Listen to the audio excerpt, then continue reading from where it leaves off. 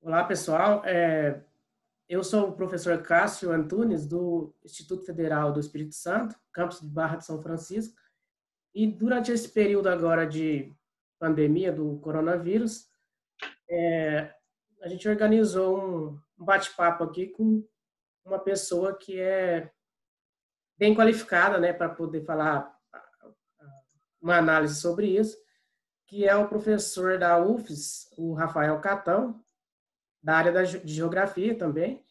E, e ele é especialista na geografia da saúde, né? Geografia mais entendimento sobre geografia da saúde.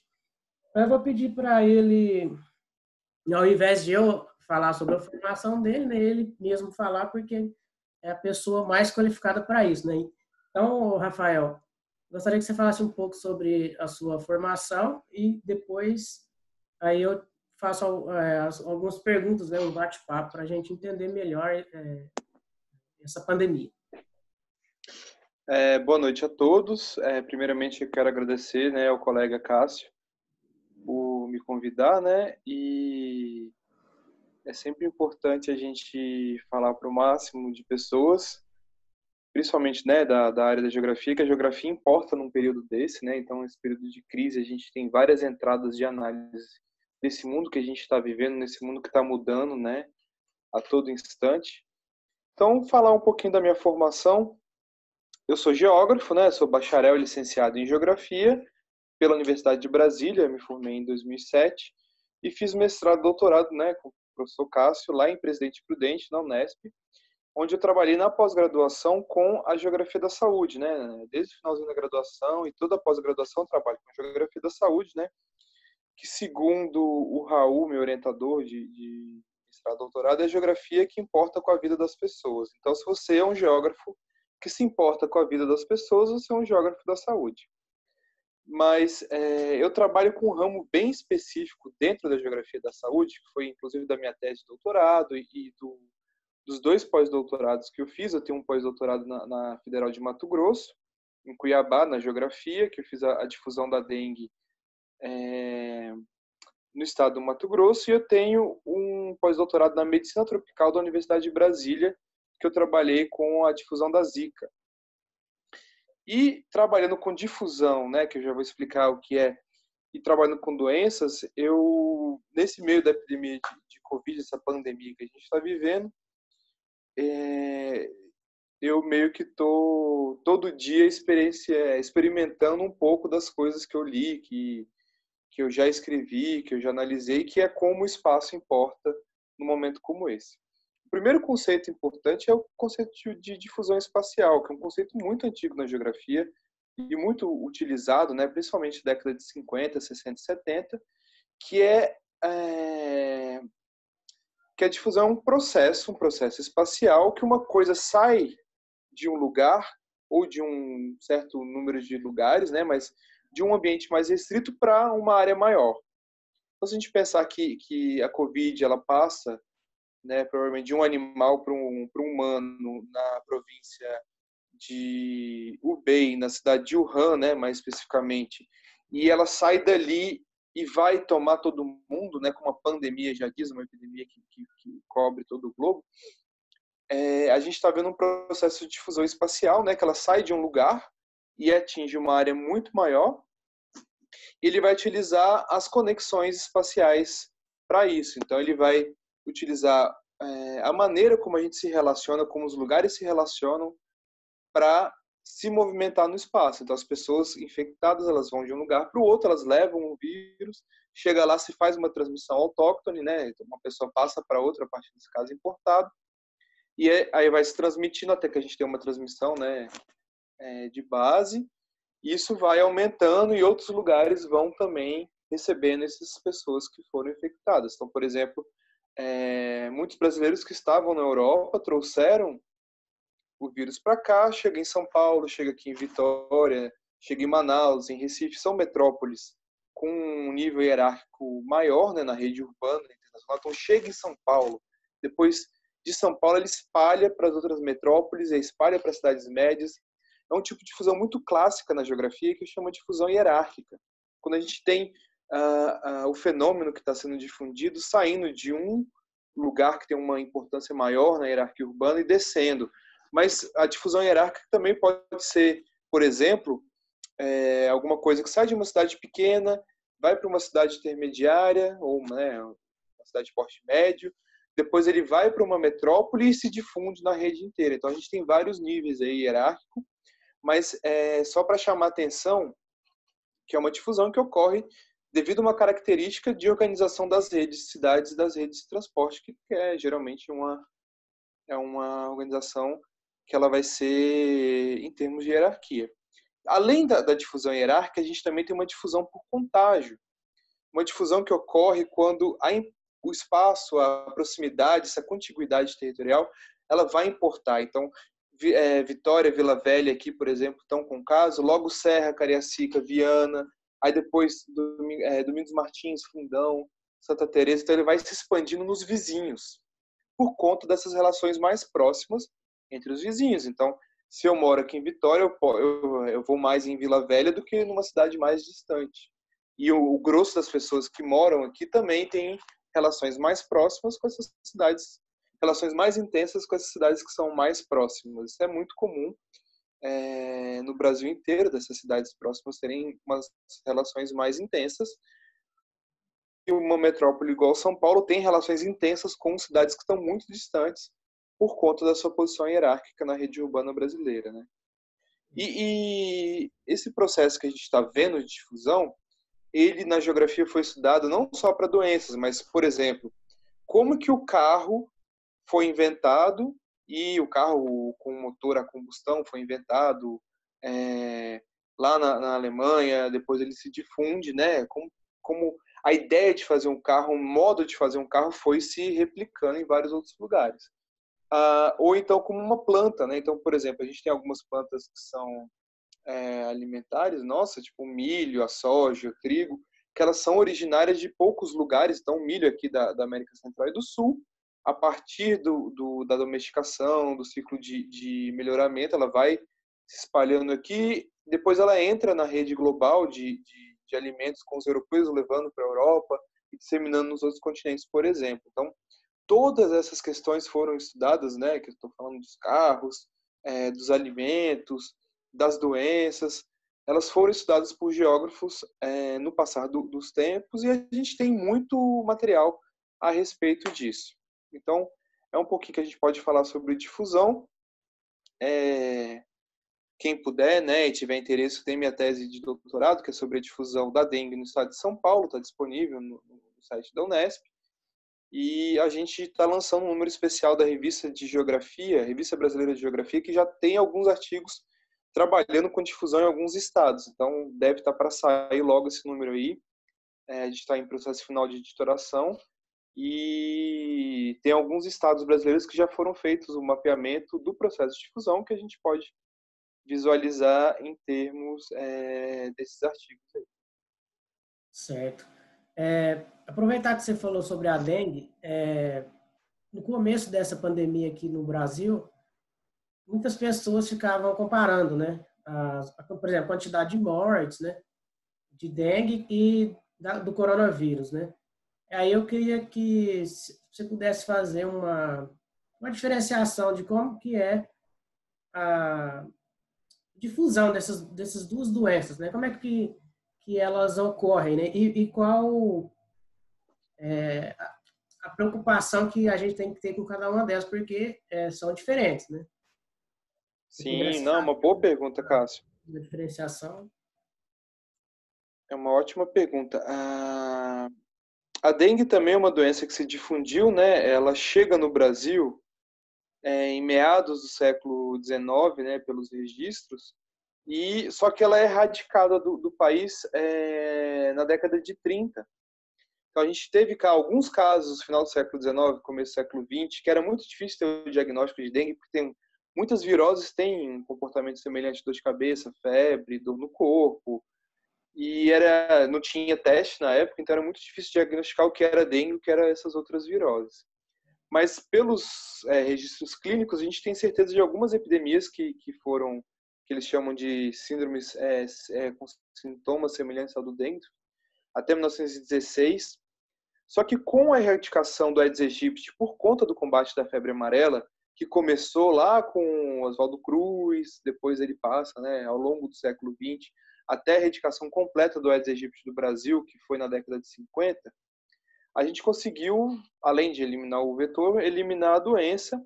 Só que no final da década de 70 o vetor volta no Brasil, ele infesta o território, e no final, meados da década de 80, 82, a dengue volta em Roraima, um surto localizado, e em 86 ela volta de vez no Rio, e aí para ficar. Ou seja, a dengue já tem mais ou menos uns quase 30 e poucos anos que está aqui no Brasil, que ela está se difundindo, né? Hoje ela está no território nacional inteiro.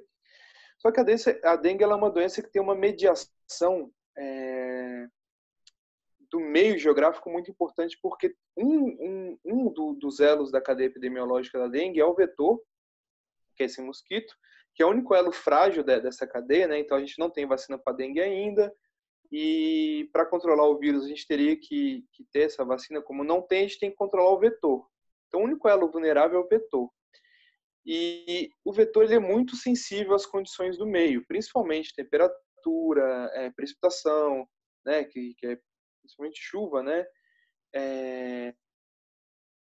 Além de questões como o lugar dele colocar os ovos, ou então pessoas em densidade suficiente para ele conseguir se alimentar, enfim. Então, o Aedes aegypti ele é muito dependente desse meio geográfico. E essa mediação com o meio faz com que ele tenha uma difusão um pouco mais lenta do que a Covid, que basta ter uma pessoa e outra pessoa que o vírus passa, né? Com essa transmissão pessoa a pessoa. Então, para a gente ter uma difusão da dengue, a gente precisa ter uma difusão primeiro da Aedes aegypti, depois dos vírus, para fechar esse ciclo de pessoa transmitindo para Aedes e Aedes transmitindo para pessoa. Então, a difusão da dengue é bem mais lenta. É uma difusão que acontece quando há condições propícias ambientalmente para o vetor ficar em densidade e quantidade suficiente para você transmitir a doença, né, em proporções epidêmicas.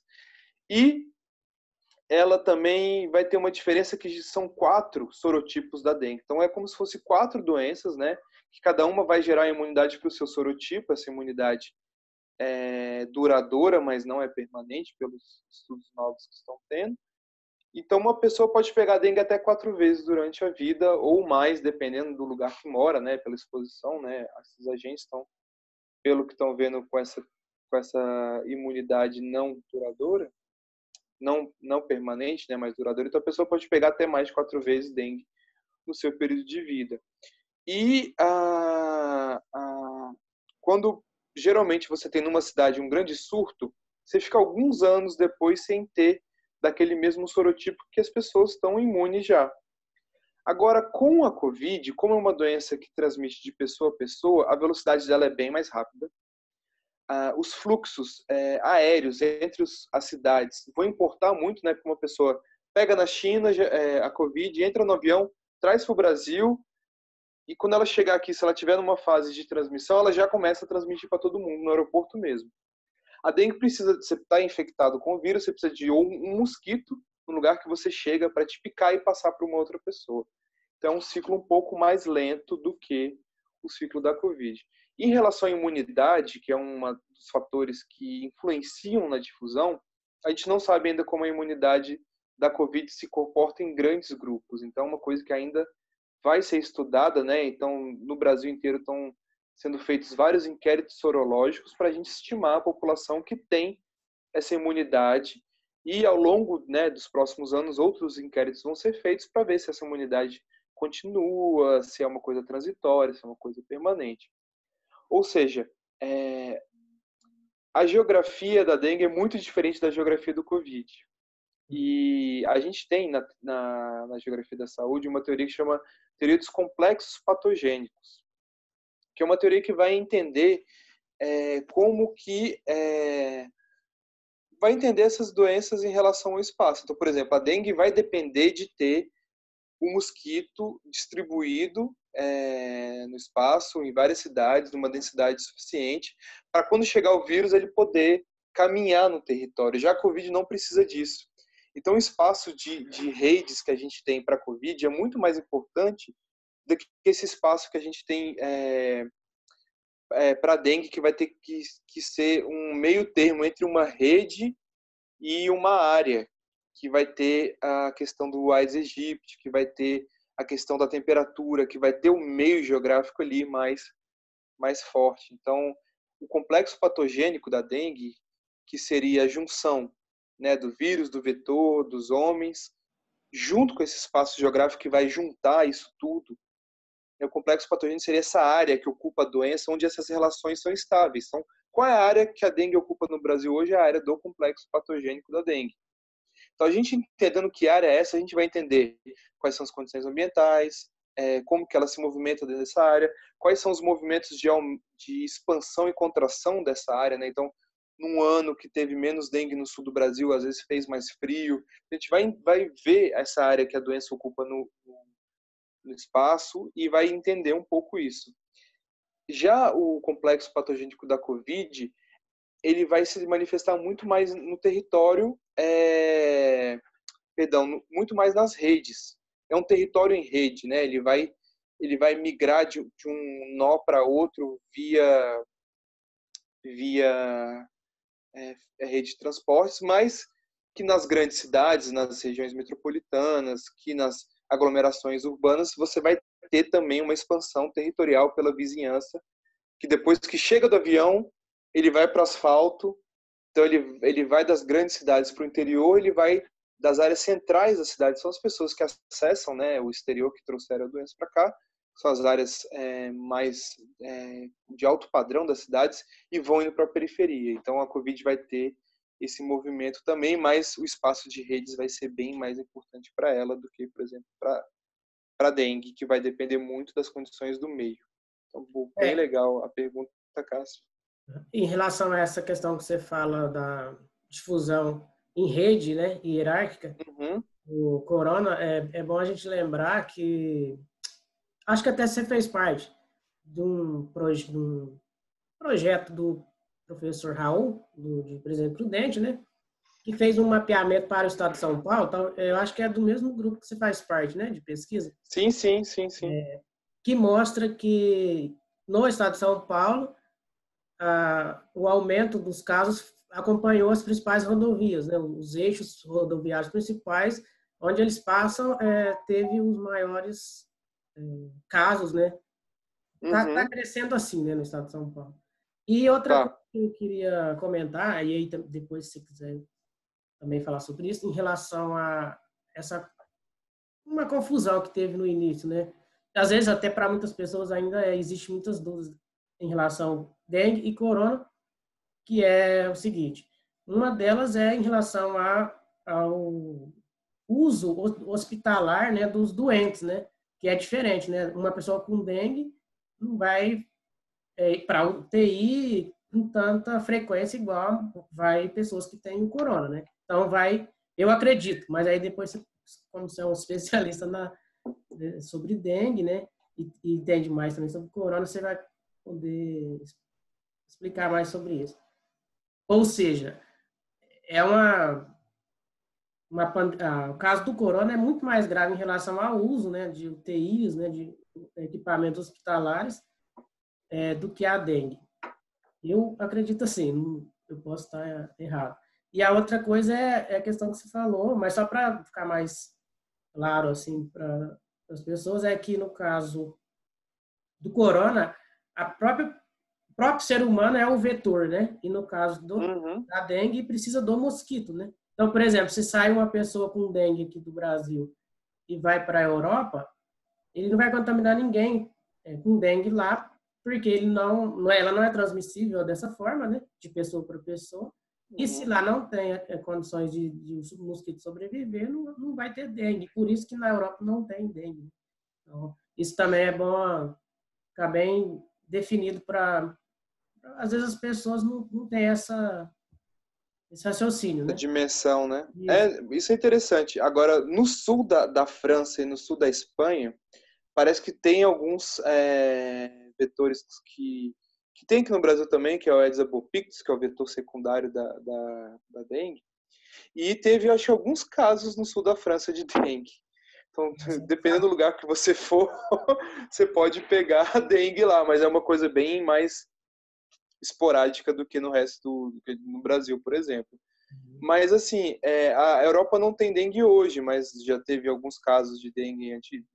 A Espanha teve em 1850 uma epidemia bem grande de dengue, em 1852, 56 também teve.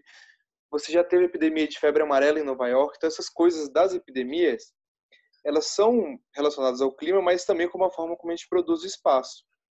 Então, você tinha uma aglomeração muito grande de pessoas em volta do porto, sem saneamento. Na época de verão, o Aedes aegypti chegava, colonizava tudo ali no porto de Nova York, na Filadélfia, no Texas, era muito comum. E você tinha epidemias horrorosas de febre amarela nessas cidades. Lisboa teve uma epidemia grande de febre amarela, Barcelona teve uma epidemia gigantesca de febre amarela. Deixa eu ver outra que eu lembro aqui. Sevilha teve uma epidemia também. Algumas cidades no sul da França também tiveram dengue antigamente, ou seja, depende da questão climática, mas depende muito da produção do espaço que a gente vai estar. Um espaço que ele não vai ser preparado para ter um saneamento adequado, vai ter as condições necessárias para o vetor se procriar, mesmo o clima não sendo muito propício, pode ser que tenha doença. Então é sempre bom lembrar que a maneira como a gente produz o espaço vai influenciar muito nas doenças. Então uma coisa que eu já vou voltar para a pergunta, é bom você me lembrar, se eu ficar divagando, você me volta, mas assim, é um ponto muito importante, Cássio, porque no Brasil a gente vê que as nossas cidades são muito precárias. A produção do espaço urbano nas cidades brasileiras, especialmente nas grandes cidades, é muito precário. A porcentagem de pessoas sem água encanada, sem esgotamento sanitário, com um domicílio muito pequeno, às vezes insalubre, é muito grande. Numa epidemia, numa pandemia igual essa que a gente está vivendo agora, isso fica muito escancarado. Então, no Rio de Janeiro, muitas pessoas não conseguiam lavar as mãos, que é o essencial para não se pegar o coronavírus, porque não tinham água em casa. A densidade demográfica de algumas áreas periféricas da cidade de São Paulo, mesmo sendo horizontal, é muito grande, que faz com que o vírus se dissemine muito mais rápido. A precarização do trabalho, a vulnerabilidade dos domicílios, tudo isso escancara a forma como a gente produz espaço, que vai influenciar como a doença vai se movimentar aqui. Então, no norte do Brasil, voltando agora à pergunta que você falou, as UTIs tiveram um ponto de saturação muito rápido. Porque você tem um número não tão grande de UTIs, você tem uma distribuição também muito voltada para a iniciativa privada. Aqui no Espírito Santo, por exemplo, a maior parte dos leitos de UTI estão na iniciativa privada.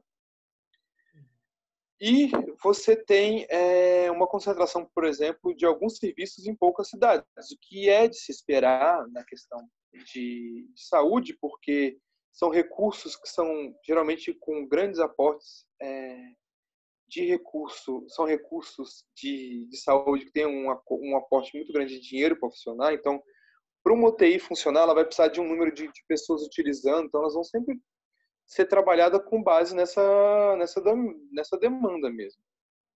A oferta vai estar sempre muito relacionada com a expectativa de uso desses serviços, né? Então você vai projetar, né, a rede para o normal que acontece. Quando a gente tem uma epidemia como essa, em que realmente a taxa de hospitalização é muito grande, eu não sei qual é a da dengue e qual é a da Covid, mas a gente tem, eu acho que hoje, 100 e poucos mil casos, e você já tem várias cidades com saturação do sistema de saúde, então deve ser maior que a da dengue, sim.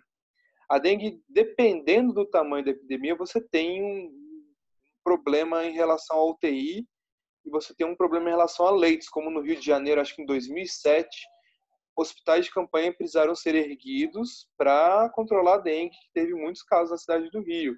Eu acho que algumas outras cidades também, acho que talvez Recife tenha passado por isso, mas não é tão comum quanto na Covid agora, a dengue causar uma sobrecarga do sistema de saúde dessa forma.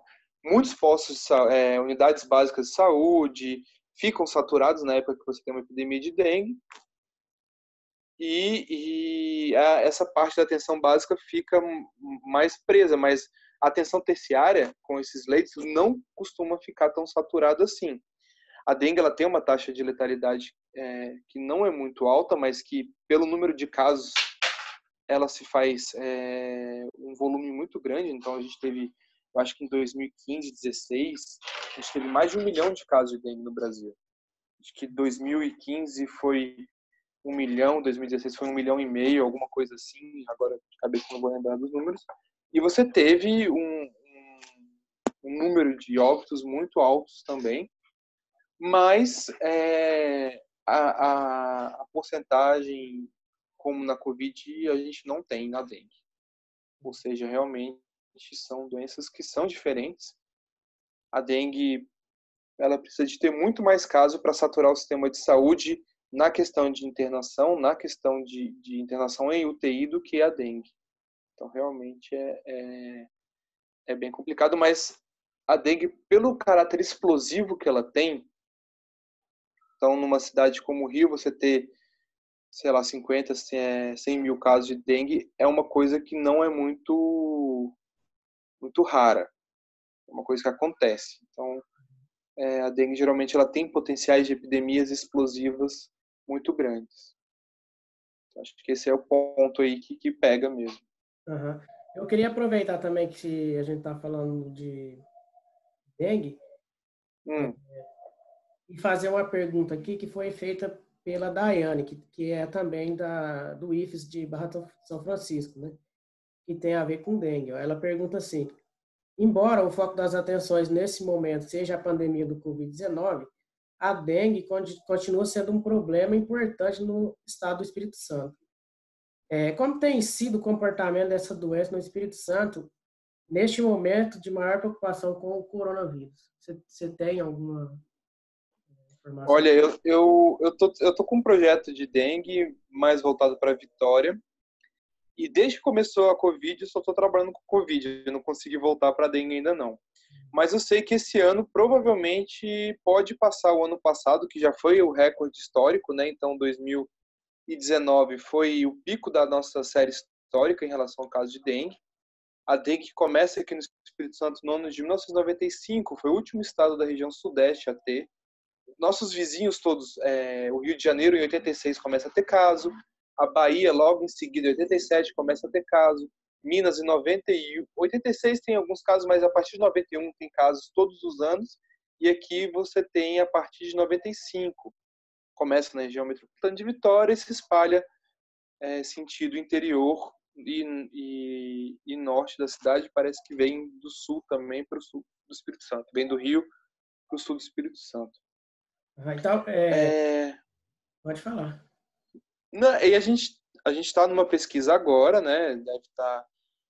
A gente está redigindo já a difusão da dengue no estado do Espírito Santo, e ela tem um padrão também muito semelhante à da Covid. Começa na Grande Vitória e vai para o interior, mas aí eu não me lembro mais do desenho, né? Do sentido da doença no estado do Espírito Santo agora para te falar, mas em breve a gente vai estar soltando aí uma publicação sobre isso, né? Só passar um pouquinho essa questão da Covid. Inclusive, eu convido todos a conhecer a página do Laboratório de Geografia da Saúde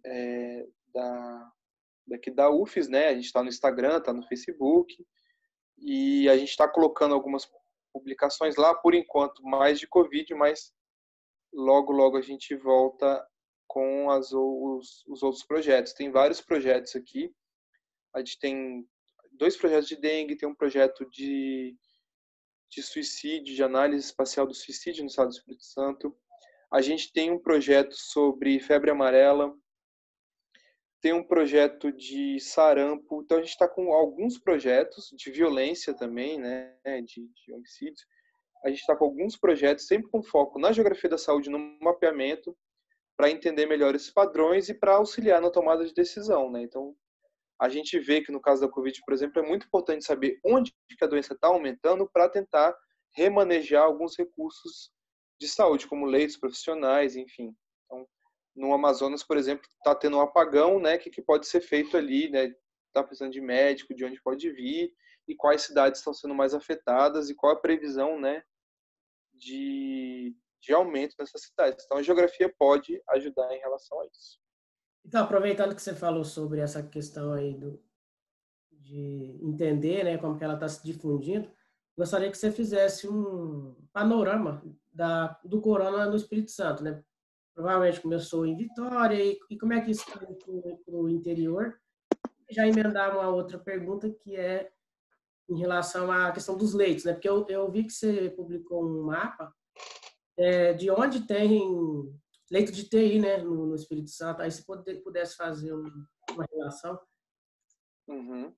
Eu vou só acessar os dados mais recentes, porque como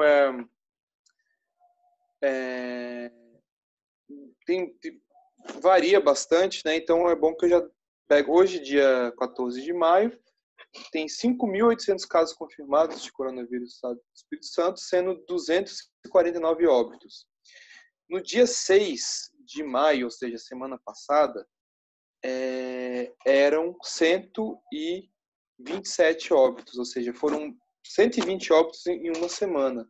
Ou seja, a gente ainda está num processo que a doença ainda está muito ativa no estado, então não é hora de relaxar o isolamento social, não é hora de relaxar o uso da máscara, não é hora de sair de casa ainda. Então, quem puder, fique em casa. Quem puder, não saia. A letalidade aqui está em torno de 4,28%. Esses dados são disponíveis no painel coronavírus da CESA, aqui do estado do Espírito Santo. E é importante falar que o estado aqui começou com uma questão da política de dados muito ruins, mas que agora eu acho que seguramente é um dos estados que tem mais transparência em relação aos dados. A gente tem raça, faixa etária, tem os bairros também que estão com casos, com óbitos, enfim, tem um grande número de dados disponíveis que podem ser mapeados e analisados e são transparentes. É uma coisa muito boa. Em relação à difusão da Covid, ela começa aqui no Espírito Santo, os dados mostram para a gente que começou mais ou menos no dia 29 de fevereiro, um caso confirmado em Vila Velha. A partir daí, você tem alguns casos suspeitos, mas que vão ser só notificados novamente em março, acho que dia 11 de março, aqui em Vitória, em Linhares, no mesmo dia. Ou seja, são cidades que são importantes na rede urbana, né, a região metropolitana, né, como uma aglomeração, com 2 casos, e Linhares, como uma cidade de porte médio no norte do estado, que tem uma importância regional muito, muito forte. E a partir daí você começa, a partir desse dia 11 de março, você começa a ter uma aceleração nos casos. Então você tem, logo em seguida, Serra, Cariacica, Viana, com casos. Você tem Guarapari, logo em seguida, Santa Teresa, Fundão, aqui próximos, né? E mais distante você vai ter São Mateus, Cachoeiro, Itapemirim, Cachoeiro do Itapemirim e Itapemirim, né? São José do Calçado, você vai ter essas cidades também que são polos, e a partir daí você vai espalhar para esses vizinhos desses municípios. Então é uma difusão com caráter misto, né? Primeiro, os municípios com um porte demográfico maior e uma inserção maior nessa rede, uma hierarquia maior na rede urbana. Logo em seguida você vai ter uma difusão por contágio nos municípios em volta, e que estão ali na rede próxima. Então, foi um pouquinho... Hoje, se não me engano... agora eu não vou ter o número de municípios. Deixa eu ver aqui se eu consigo acessar para já dar para vocês, mas eu acho que mais de 2/3 já tem casos. Deixa eu ver se eu consigo ver aqui pelo mapa. O painel também conta com mapa, então é bem legal. Mas o mapa tá por bairro aqui, gente. Vou ficar devendo esse valor para vocês, mas quando a gente olha o mapa do Espírito Santo no painel, dá para ver que o território quase inteiro já está com casos, né? E o que mostra essa difusão. Mesmo municípios mais afastados dos grandes centros, né, como no Caparaó, bem no noroeste do estado também, já estão com casos. E isso é uma complicação por conta da distribuição dos leitos, que os leitos e os leitos de UTI estão nas cidades maiores. Então você tem cidades, às vezes, menores, que estão distantes, né, das cidades grandes, e que se tiver um grande número de casos, você não tem lugar de internar essas pessoas. Aí você tem que ter um serviço de ambulância com respirador para trazer essas cidades para os lugares que tem serviço. Então, uma das coisas que marca muito a Covid-19 é justamente a evolução muito rápida da doença. Então, a pessoa às vezes está bem, né? Não está bem, mas às vezes a pessoa tá conversando, ela vai andando para o hospital, em 3, 4 horas o estado geral dela piora muito e ela precisa ser entubada e precisa de uma UTI. Então é muito rápido. Então, às vezes, uma pessoa morando numa cidade interior distante de um lugar que tem um leito ou que tem um respirador, isso aí é um sinal de alerta, um sinal de risco para isso. Então, essas cidades menores que estão mais distantes, elas estão mais vulneráveis a ter casos graves sem atendimento, né? Então, é necessário ter ambulância, é necessário ter um mapeamento de onde tem leito, de onde não tem, de onde tem respirador, de onde não tem, para poder você tentar minimizar o risco dessas pessoas terem a doença e não terem a atenção necessária. Eu acho que 30% dos municípios aqui não tem leitos nem respiradores, então é um número considerável, e a UTI está mais concentrada ainda nessas cidades maiores, e mais na iniciativa privada do que no sistema público. Então, é uma pergunta que também a Daiane tinha feito, mas eu acho que você já respondeu mais ou menos, que ela pergunta assim, considerando a expansão do Covid-19 no Espírito Santo, o que podemos esperar para os próximos dias ou meses com relação à difusão da doença, especialmente nos municípios do interior, como, por exemplo, o Barra de São Francisco, que eu estou acompanhando mais ou menos a evolução, e aumentou muito nos últimos dias lá a quantidade de pessoas infectadas, né? Então, o que você... Porque, assim, deve ter alguma diferença dessa difusão em cidade maior e em cidade menor. No caso, Barra São Francisco, 45 mil habitantes, ali em volta. Outros municípios menores ainda, né? O que a gente pode esperar, já que agora lá também está aumentando a quantidade de pessoas infectadas, né? Como que você acha que vai se comportar isso agora? Então, pelo aprendizado que a gente tem de outras doenças, a gente sabe que quando chega nas cidades maiores, elas vão indo para cidades menores, né, que é o processo de interiorização das doenças. Então, a dengue, ela tem um pouco isso, né, ela chega pela cidade de Salvador, pelo Rio, por Belém, e vai se expandindo ali mais próximo. Com a difusão da AIDS no Brasil também, na década de 80, chegou Rio, Brasília e São Paulo, e a partir daí foi se difundindo também nas cidades maiores, até se interiorizar. Eu acho que a H1N1 também foi o mesmo esquema. E então, o primeiro processo chega nas cidades maiores e vão em direção às cidades menores.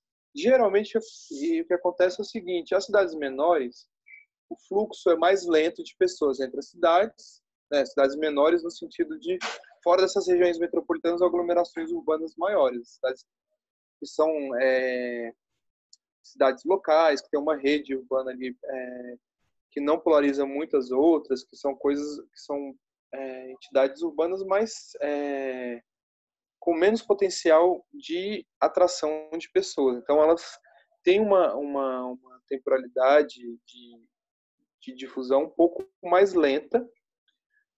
Então, por exemplo, chegou em Barra de São Francisco, pode ser que demore um pouco para ir nos municípios em volta. E a própria curva nas cidades pode ser que demore um pouco para evoluir como foi a daqui.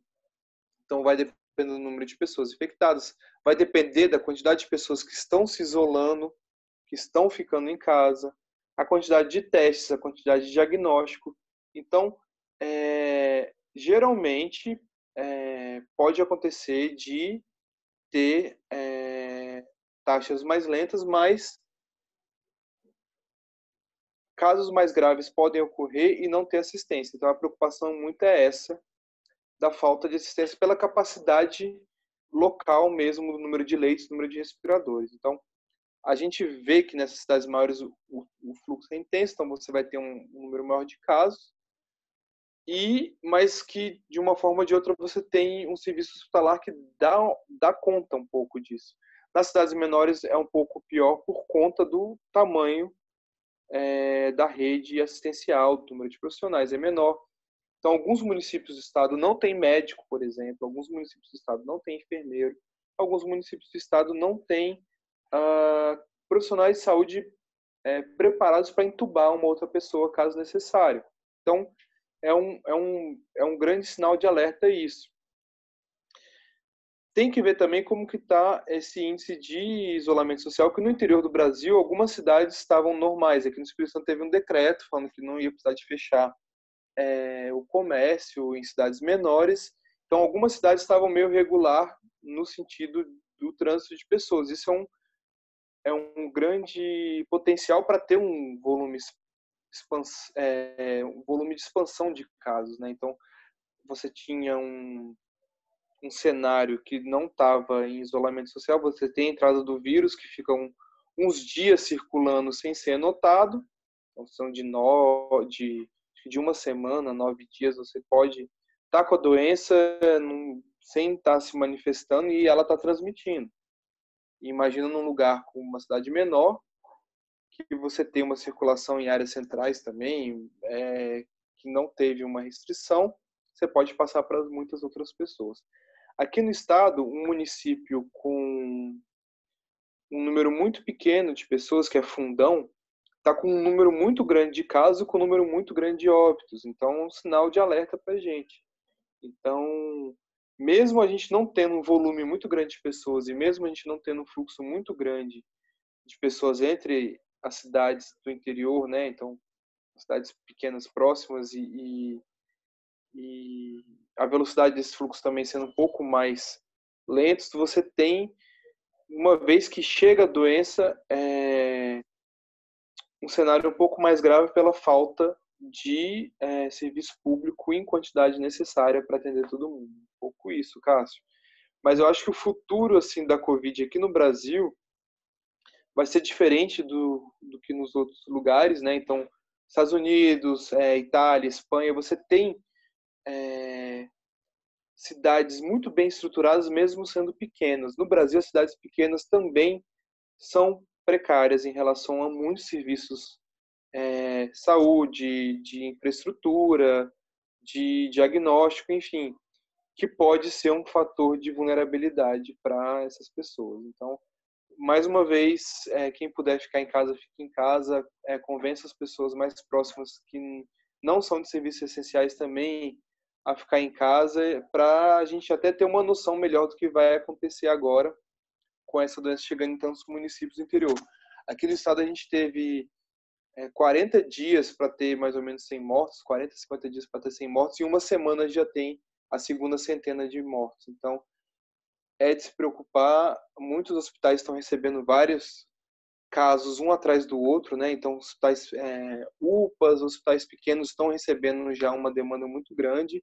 E se a gente não fechar e se a gente não entender que isso é complicado, pode piorar ainda bastante. Não terminou e deve estar um pouco longe ainda de terminar. A gente não deve voltar tão rápido à vida normal que a gente tinha antes. Eu acho que a vida que a gente tinha antes nunca mais vai ser possível voltar. A gente vai ter que reconstruir esse mundo com base nessas novas restrições, né? Então, até a gente ter uma vacina, até a gente ter um entendimento de como proceder com uma pessoa que evolui para um caso grave de Covid, até a gente entender como essa doença se espalha no espaço, como que essa doença fica, né, nas superfícies. Então, eles conseguiram captar na rua do hospital na China vírus. Eles viram que em superfícies ficam alguns dias, enfim. até a gente ter uma noção maior, a gente não tem outra coisa a fazer além de ficar em casa e tentar, né, diminuir um pouco esse processo. Beleza. Eu acho que a gente tem que finalizar por conta do aplicativo que a gente Do está horário. usando, né? Que tem um tempo, depois de um tempo ele corta. Então a gente vai finalizar. E eu queria te agradecer muito por você ter aceitado participar, né, desse diálogo, né? E eu acho que serviu para muito esclarecimento, né? Eu acredito que os alunos, né, o pessoal do IFES, lá de Barra de São Francisco, vai assistir. E eu acredito que vai ser muito útil, né? E muito importante para eles. Então, eu queria te agradecer bastante mesmo, é, pela, pela sua participação. Eu que Obrigado. agradeço, Cássio. Espero que você venha visitar a gente aqui, né, quando alguma coisa próxima à normalidade voltar, você vem aqui também para a UFES, conhecer o laboratório e a gente conversar também mais sobre essas questões. Só antes de fechar aqui, deixa o nome da página, que você falou que tem a página do grupo de estudos aí, de pesquisa. Isso, Pessoal, arroba, no Instagram é arroba geosaudeufes e no Facebook também geosaudeufes, tudo junto. legal. Então é isso aí. Obrigado, Rafael. Até logo, Cássio, abraço. Abraço.